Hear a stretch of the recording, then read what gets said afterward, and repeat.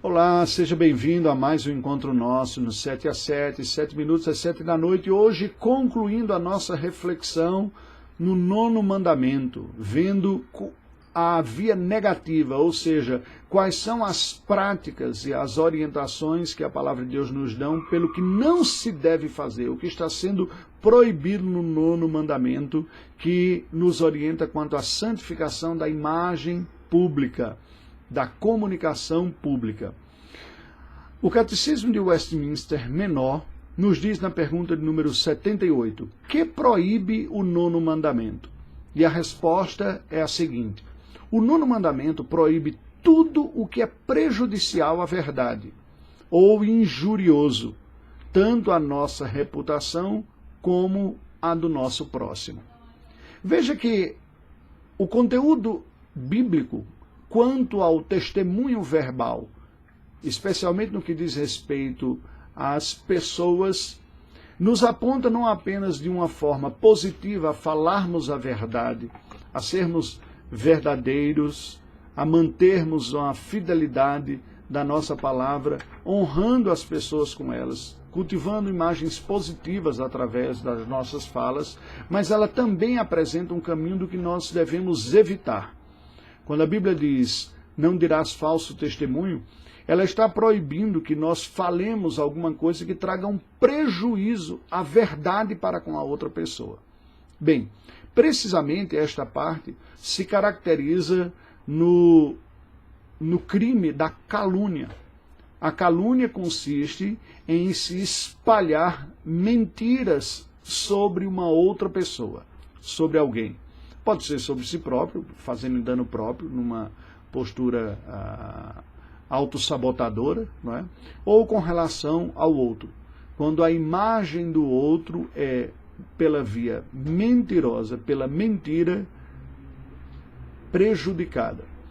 Nesta época em que tem havido posturas, né, e se disseminando práticas nas mídias sociais, chamado cancelamento, quando pessoas simplesmente tem a sua reputação jogada no lixo e sua imagem pública sendo desgastada por uma contaminação explosiva nas mídias sociais, esse texto se reveste de uma grande importância.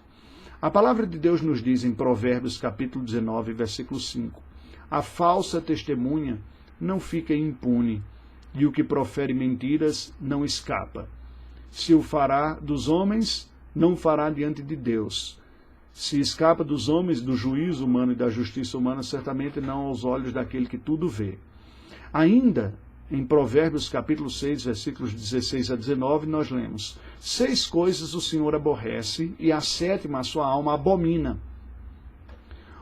Olhos altivos, língua mentirosa, mãos que derramam sangue inocente, coração que trama projetos iníquos, pés que se apressam a correr para o mal, testemunha falsa que profere mentiras e o que semeia contendas entre irmãos. Vejam que entre as coisas que Deus abomina, o texto sagrado nos apresenta aqui 7 coisas que Deus aborrece e uma que ele abomina, mostrando até uma gravidade, né, no outro, mas sobre isso nós vamos falar um pouco mais adiante.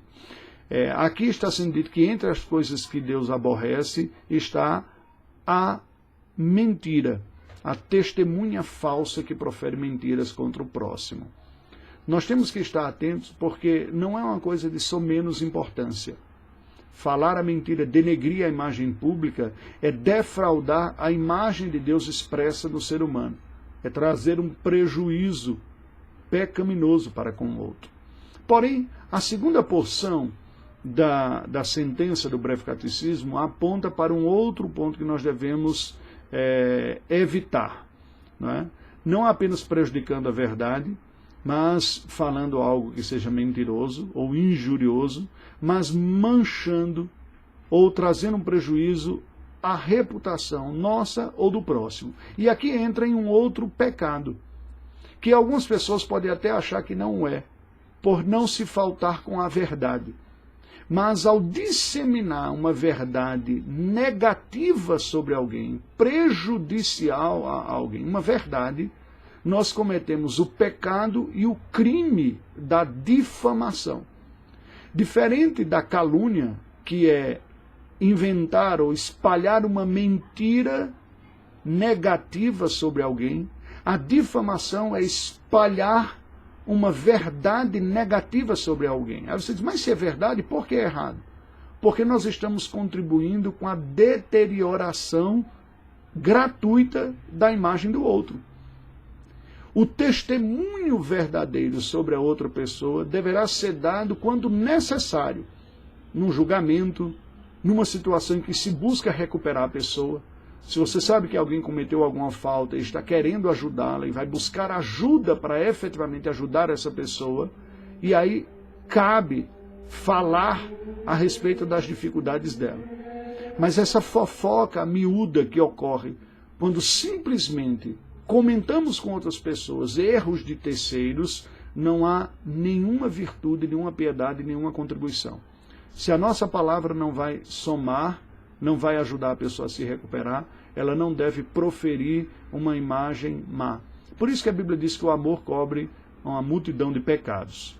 Em Lucas 3,14 lemos, também soldados lhe perguntaram, e nós que faremos? E ele lhes disse, Jesus, a ninguém maltrateis, não deis denúncia falsa e contentai-vos com o vosso soldo. E no Salmo 15, versículo 3 diz, o que não difama com a sua língua, não faz mal ao próximo, nem lança injúria contra o seu vizinho. Veja, injúria, mas também difamação. Espalhar uma má fama, uma realidade negativa. Não há contribuição.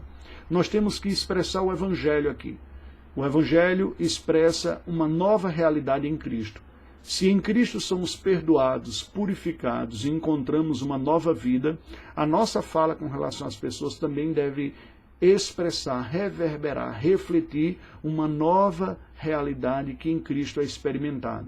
E não ficarmos taxando constantemente a pessoa por erros cometidos, estigmatizando-os pelos seus pecados. Que Deus nos ajude a redimirmos a nossa fala, assim como Cristo Jesus o fez em seus dias. Deus bendito, pedimos o poder da Tua graça para olharmos o mundo com o olhar do Evangelho. Ajude-nos a termos palavras redentoras, palavras que apontam o caminho da redenção. Quando for necessário haver a confrontação dos pecados, que sejamos sábios, sensíveis, e nos ajude, ó Deus, a termos palavras que estimulam e que apontam para um caminho da redenção, da regeneração, de uma nova vida. Em Cristo Jesus oramos. Amém. Deus nos abençoe.